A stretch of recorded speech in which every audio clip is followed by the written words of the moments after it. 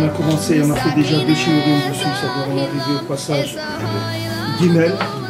Hein.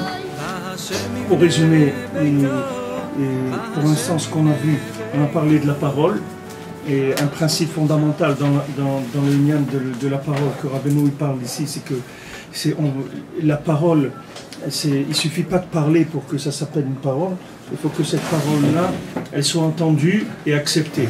Si une parole, elle n'est pas entendue, elle n'est pas acceptée, ça ne s'appelle pas une parole.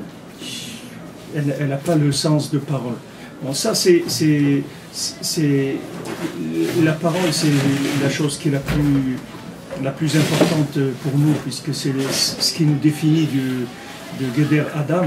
Pourquoi on s'appelle Adam? Parce qu'on est Medaber, c'est-à-dire qu'on parle. C'est ça qui fait qu'on est des êtres humains, c'est parce qu'on parle.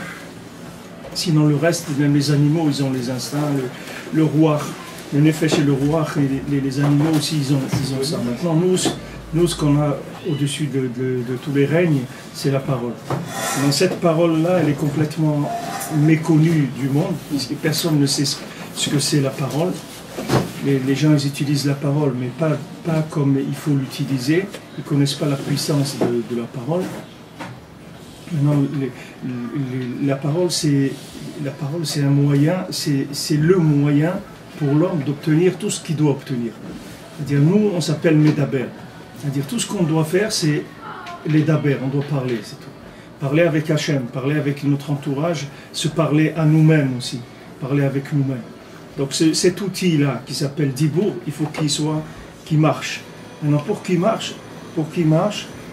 Hachem, d'après ce que Rabbeinu dit ici, il y a un test qui est très facile pour savoir si notre parole s'appelle une parole. Si on est écouté, ça s'appelle que notre parole, c'est une parole. Si on n'est pas écouté, ça veut dire qu'on n'a rien dit. Si quelqu'un ne peut pas obtenir que sa femme elle l'écoute, ses enfants l'écoutent, ses amis l'écoutent, lui-même il s'écoute. C'est-à-dire quand il étudie quelque chose, qu'il faut faire telle chose, et ça lui parle, il a envie de le faire. Si quelqu'un il n'a pas ça, c'est que sa parole, c'est pas de la parole. Une parole, elle se mesure par combien elle a été reçue.